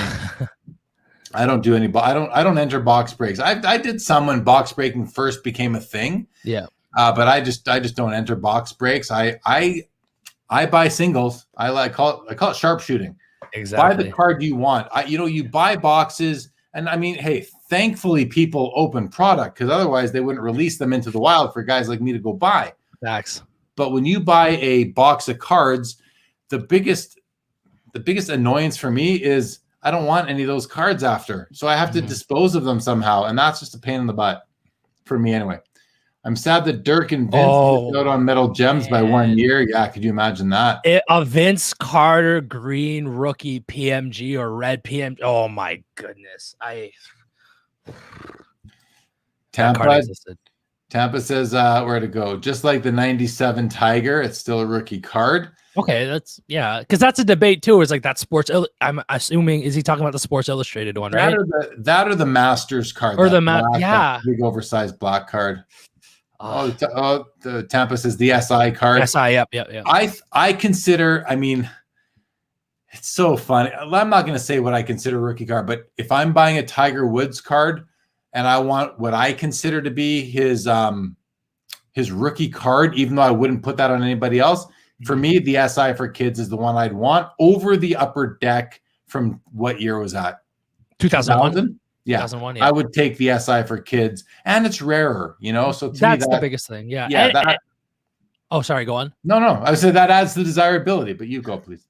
Oh, no. I was just going to say how it's what's closer to their actual like rookie playing year. So yeah, I know by that logic, technically the 1967 Winnie the Pooh, that's technically his rookie because that's closer to his release. But again, it could be an endless debate conversation. It could. Yeah. Jordan says, how excited are you both for the Olympics? How about you, Ben? I haven't really been following it too closely, to be honest. So it's just, Yeah, I have very little excitement for the Olympics. Yeah. It's never really been something like when the professionals are playing in the Winter Olympics and the hockey, I get very excited for that because I love the international hockey competition. Yeah. But as far as Summer Olympics go, it's nice to see like I don't know. Sometimes it's cool. And then, years later, like now the Usain Bolt SI for Kids card is a big deal. The Michael Phelps, I have a Michael Phelps card, right? Those are cool. But Olympics to me, just not that interested, to be quite honest. What does Decoy say here? Thinking about the amount of SI for Kids cards that got beat up in doctors and dentist offices is just hilarious. Yeah. That's what makes it rare. Yeah. It's the same reason for all of those vintage cards, because people didn't back then. They didn't start collecting those and hoarding them like, oh, this is going to be worth this. So, there's a magazine. They just read it. So the ones that are out there, while scarce, are going to be the ones that are, the most valuable. Yeah. Yeah. Ian Undercover says loves gymnastics. Yeah. See, there are some Olympic sports that are great to watch where it's like the competition to, obviously you want your country to win. I want my country to win medals in the Olympics. Canada has never been a strong competitor in Olympics compared to the US and other countries, Russia and all that. Yeah. So it's kind of like not that. It's still exciting. But what I'm trying to get at is some sports are beautiful to watch, like they are. And gymnastics is one of them, just to see what these athletes can do. And to me, I want to watch what they can do more than I care about who wins the medals. I think that kind of explains somewhat of my position on it. Jordan, I think Jordan wants us to wrap up. He's like, what topics did you have on the agenda for tonight's show that we haven't gotten to yet? That's actually a great question, though. Yeah. So we had the earlier episode with Mike Moynihan, baseball collector. We had the National, which we've talked about. We had Hobby Palooza, we talked about. Yep. We had Golden Auctions, which we didn't yet talk about. We had your PSA reveal. We had Friends with Ben podcast, which we've kind of touched on. Yeah.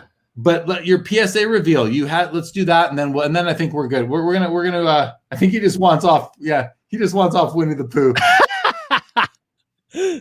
Oh boy. We'll go for a few more minutes here, though. That's all good. We're at an hour 27. You did show a recent PSA reveal cards you received. Yes, sir. And you had multiple Will Smith rookie cards. Yeah, I have them all in a stack right here. Just 91 NBA hoops Will Smith. Again, PSA wasn't the most kind, but they were a bit more kind with me on this ones because I got a couple 8s and a couple 9s. So yeah, all the Will Smiths. I got the Will Smith stack right here. Will you sell me one of the 9s? I mean, I'll have my people call your people. Yeah, bring one to the National if you think we can make a deal. I'm a huge Will Smith fan, so I'd love to. I love him. Will Smith is like one of my idols, and I mean that in the sense of like, if you were to give to throw back to our podcast, if you were to give me a Mount Rushmore of people who would make me absolutely starstruck, because I don't really get starstruck like meeting like celebrities and stuff like that. But if there were 4 that if I met them in person, I'd be like speechless and I'd be like, oh gosh, it'd be Will Smith, Vince Carter, Kanye West, and Donald Glover. Those are my 4. That's cool. That's a good list. Yeah. I would put Will. I don't know. Yeah, I think I'd put Will Smith on my list. Not that I'd be like starstruck, but I just want to talk to the guy because he's freaking hilarious. I like Will Smith. Yeah. I don't know. He resonates with me. Yeah. Me too. Fresh Prince is my all-time favorite show and has shaped a lot of who I am today. So it's kind of obvious, man. Oh, I mean, too funny. Tampa, yeah, good comment here. Like, yeah, I get it. I'm with you on that. Angie says, Jeremy, is there any modern baseball cards you're looking at? Well, first of all, Angie, what is modern? Are we talking like 2018 forward? Or are we talking 1990 forward? Because there's several cards from the 90s I'm looking at, late 90s. As for recent years, there's pretty much nothing I'm looking for at all. Anytime I hear modern, I usually think like rough ball, just random 2012 plus, maybe. I don't know. Yeah. I'm not sure what, and Angie, if you want to let us know exactly what you mean. love to know, but I think I kind of answered the question though still. Jordan, yeah, not trying to wrap it up, just curious. Fair enough.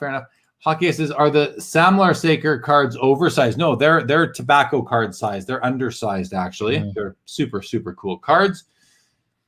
I like you in undercover. I take you more of a Carlton guy. I mean, the thing is like he's not wrong, you know. I like to think that I have the best of both worlds with both of them. Because I mean, Fresh Prince Will Smith is just too cool, right? So I like hot take. Fresh Prince Will Smith is cooler than Fonzie. Yeah, I said it. Do I have to take you off the screen again? Yeah. Fresh Prince Will Smith is cooler than Fonzie. I don't care what y'all say.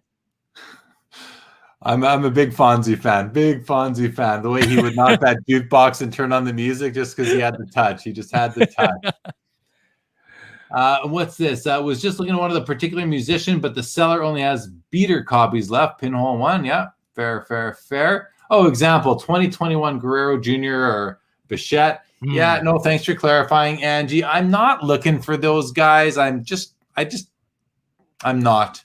Not to say that I won't one day, but as of right now, I'm not. And you know what? It's like, how do you buy Vladdy Jr. right now when he's like lighting it up, right? Yeah. Like it's now that his cards now might be cheaper than they'll ever be again. But yeah. But thanks for clarifying. But no, I'm just not right now. Not on my radar at this time. But the National comes along. I see them. I look at them. I like them. You know, if I'm a baseball fan, I'm a Blue Jays fan. Maybe I pick them up. And if I was buying a current young baseball card, it might be those two guys because they play for the Blue Jays. I mean, there's the Juan Soto, the Fernando Tatis. There's the one other guy I know who's big in baseball. Ronald Acuna. Yeah. Acuna, thank you. Brian Gray's favorite. I mean, those are guys that I hear other people talking about. If I were to ever buy them, it would really just be hoping that their cards increased in value. It wouldn't be because I like watching them play. Have a vested interest. Yeah. Yeah, I've never seen any of them. No vested interest. The Blue Jays would be a bit different. Put the kid in his timeout, right? I was waiting for that. You know, I had to wait for the. I've done it twice. Sorry, I'm not going to take you off again, Ben. I respect you too much. No, it's all good. I'll just hit back with an okay boomer. That's all right. Here's Jordan's best question of the night, and because Jordan has been very active as usual. Yeah. Shout out to Jordan. It's a great question. If you had your own grading company, what one unique feature would your company be known for? I have my answer already. Oh, okay. You say yours first because I got to let this marinate a bit. You would know why you got the grade you did. Oh, okay. So transparency. Yeah, that was literally what I was thinking too.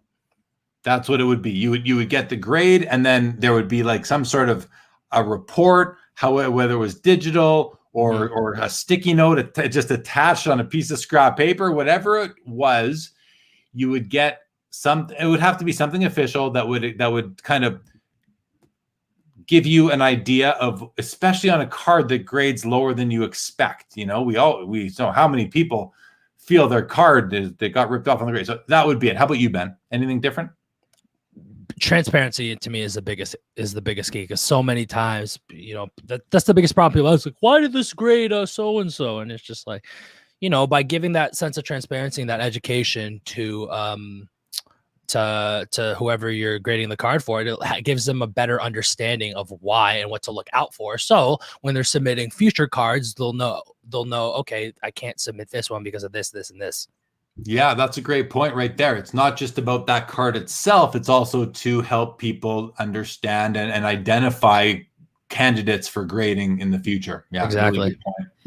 That's what my company would be known for, but I would never start a grading card company until I was very, very, very confident in my ability to authenticate and identify any card that anyone would ever send to me, or I would define the cards that I'm able to grade, and certain ones, like it would only be major releases by major trading card companies, because I'd need to have exemplars pretty much on hand to compare to look for fakes and to be able to identify. Identifying is tough. A lot of these new grading companies have trouble identifying the card. It's easy to identify an 86 Jordan rookie. It's easy to identify a 97 PMG green, any player, because they're so unique. But it's hard to identify some cards that just have one little different parallels and all that kind of thing. So yeah, anyway, kind of going a bit deeper there. Angie says, question, would you know who has the better collection, Nat Turner or the owner of the D-backs? Gosh, I don't know for sure, but I don't know for sure. I know the answer to that. Do you actually? Yes, it's whoever has the PSA 10 Winnie the Pooh between the two. Yep. That's the easy answer for that question. That's the question. I honestly think it's probably the Kendrick, the owner of the Diamondbacks. Yeah. I think it's him. I think he's just been at it longer, at the upper echelon. And Nat Turner might not even be number 2. I mean, sure, he's got amazing card, but you know what? It might be Nat. I mean, he's got unopened wax. He's got 52 Topps Mantle. He's got lots.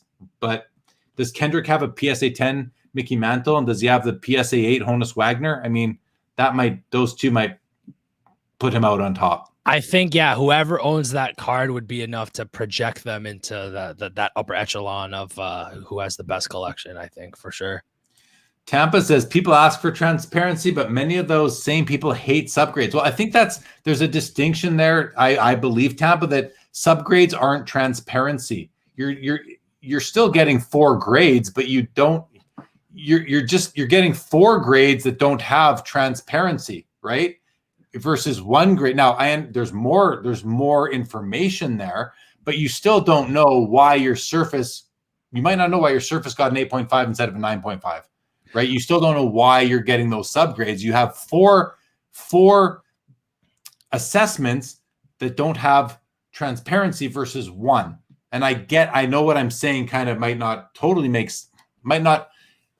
be understood by everybody. I'm understanding it, and I can see why people might say, well, that doesn't make sense. They're telling you why. No, they're not. They're just telling you what the grades are, just like PSA is telling you what the grade of the overall card is. They're not telling you why. So it's a degree of additional information, but I don't consider that to be transparency. I'd be open to further discussion on this and rounding out my thoughts on it, and perhaps softening my position. At the end of the day, it all comes down to subjectivity, right? You know, it's only the person who's grading your card. It's just only it's a set of eyes, right? And a lot of it has to do with the fact that you might just catch a grader on a bad day, or they might just see something that you weren't able to. So it's a complex subject. It is. What I liked hearing from Nat Turner recently is that there are features of their slab that nobody can see except for them, or nobody knows is there except for them, and that really helps in the fake slab issue, which is really cool. I know, kind of off topic. Yep. We're gonna go through a few more questions. We're gonna wrap this up in a few minutes here, everybody. Yeah, no worries. Jordan says, if you could turn the clock back to when you first entered the hobby, what would you do differently? So I'll go first on this, Ben. For me, there's not much I would do differently from when I first came in the hobby, Jordan, because when I first came in the hobby, I was that weird kid that took care of my cards. I never threw cards. I never played all the games that people played with cards. I never put them in. I might have put a couple in the spokes of my bicycle, but I kept my cards in good condition when I was a youngster in the 80s. I always treasured my sports cards. So there's not much I would do differently from then. What I would do differently is when I was going through university and really getting into my career, I wouldn't have slowed down, because that was that second half of the 90s. I guess for me, it depends on when you consider my first entered the hobby, because like you could say it would be like last year, but at the same time you could say when I was like way as a kid collecting. But the thing is that as a kid I didn't really know what I was doing. I was just putting cards in binders and just having fun with it. I didn't really know what all the cool inserts and rookie cards were. But I guess that would tie into both answers, regardless of just education, learning as much about the hobby as possibly could. Just because we've had this discussion before, is that if you're entering the hobby with the wrong intentions, it's going to eat you alive. You have to treat it with a certain respect and reverence. so that it'll make the most of your overall experience in it. Yeah, agree. Yeah. Oh, I think we Tampa heard what I was saying about the transparency thing. Okay, I'm good. Okay, cool. Yeah. Jordan, have you considered hosting a card show in Calgary and Toronto? So I have promoted card shows in Calgary before. I did about 3 of them several years ago. I had a partner, and he basically just took it over, and I was done with it. So what would I do differently? Not much. I like what's going on with card shows these days. I think they're doing a great job. These days. I haven't been to one since Vancouver in November 19, but I like what Steve Menzies done with the Expo. I know the National is always awesome. So I think the guys that are doing them are doing a great job right now. And I know the Dallas show's rocking, and the Wisconsin Dells show was rocking. I think they're all doing really well. Yeah, Terry, I think we all would have. Yeah, I would have done that too. I would have done that. Bought all the lights, yeah. And any cards you regret not buying? Yes, every single card a year ago.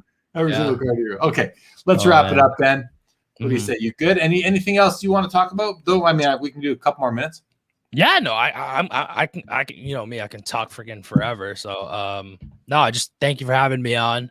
Appreciate you for the invite. You know, when you reached out to me a month ago, being like, "Hey, I want to have you on after," I was like, me? I was like, why? I was like, what did I do to warrant a guest appearance? So it's really Winnie the Pooh I wanted, but to get to Winnie, I had to go through you. You know, that's how most people do it. But you know, it never works because Winnie always stays with me. It's actually it's really what people want out of you is Winnie the Pooh. Here we go, Jordan. This is an important question. How much carpet is there at the National? Only in the corporate section, Jordan. Only in the corporate section. And I usually will actually walk down that aisle. I'll go a couple rows further to go down that aisle just to get the carpet under my feet sometimes. So not much. Shoes are probably the most important thing you can bring to the to the National. Shoes and money. Jordan says, first podcast ever to showcase F1 and Winnie the Pooh.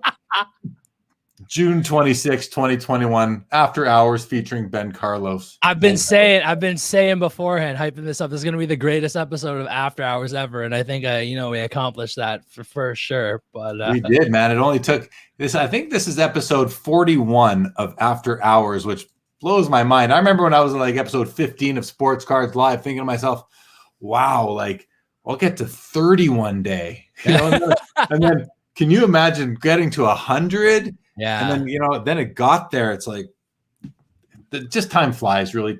This whole last year has gone by really quick. Yeah, for sure. I'm just thinking of all the people watching this on replay. Really, oh wow, this guy who they're gonna be like, oh, this guy's the Winnie the Pooh guy. I'm like, yeah, that's what's up. Just call me Christopher Robin. We out here. You guys, if you are not yet subscribed to Ben Carlos on YouTube, go give him a sub. He's like I said, he's on here because I found his channel and became a fan. He did it, and then he paid me a really wonderful compliment. Included me in his top 10 YouTube content creator video you did. Yes, sir. Yeah. Which obviously scored some points with me. I'm not right, but I was already a fan. And I was just honored that you did that, Ben. That was really nice. And so check out his channel, guys. His production quality is like top notch, very tight edits, and he's just got a great personality. Just a great guy to hang out with if you're looking for some hobby content. Let's just go through these, Jordan. Those for people who joined expecting to hear baseball card talk might be confused. That's okay. That's okay. Mr. Mint Al Rosen, have you seen him at the National? Gosh, I don't know if I feel like I have seen him at the National. He'd be in the contention as a hobby goat. I don't know who Al Rosen is. Don't kill me, but yeah, he was known as Mr. Mint. Had some of the biggest finds. He'd be a hobby goat for sure. Okay, fair. Yeah. All right, man. Let's wrap. Everybody, thank you so much for joining. Ben, thank you. This was a ton of fun, man. I had a great time. We'll get you on again for sure. Thank you, boss. I appreciate it. Even though all the food talk is gonna have me, going over to McDonald's right now, which I really shouldn't. But we'll see what happens. Oh boy. Logan Ward says Mr. Mint is dead. Oh, when did he die?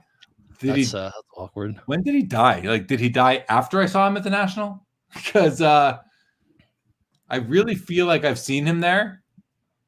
And the earliest National I was at, I believe, was 2000. I think the first one I ever went to was 2007. I know I was at the 2008 one for sure.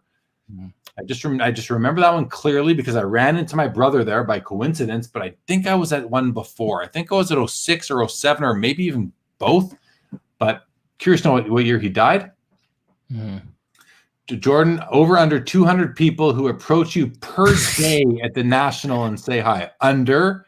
Easily. No. Yours is going to be over 200. Per day? Mine's going to be like 0. Well, you're going to have a booth set up, so technically you're going to have a lot of people approaching you. So yeah, still under 200 is a lot of people. Come on. I mean, I haven't been to the National, but from what I heard, it's going to be packed. So you could have said 25.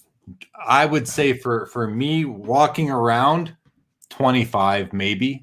Nah, you're being too modest here. You're being too modest here, man. I'm no sports card investor. I'm no personal finance dad. These guys have tens of thousands of subscribers. It's not about the subscribers though. It's about the quality of your subscribers, right? So all the hobby heads that all the real they're gonna 35 then. Maybe 35.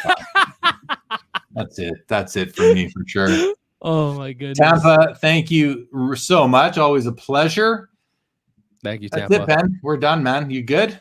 I'm great, man. This was Pooh? fun. How's Winnie the Pooh? Winnie the Pooh good?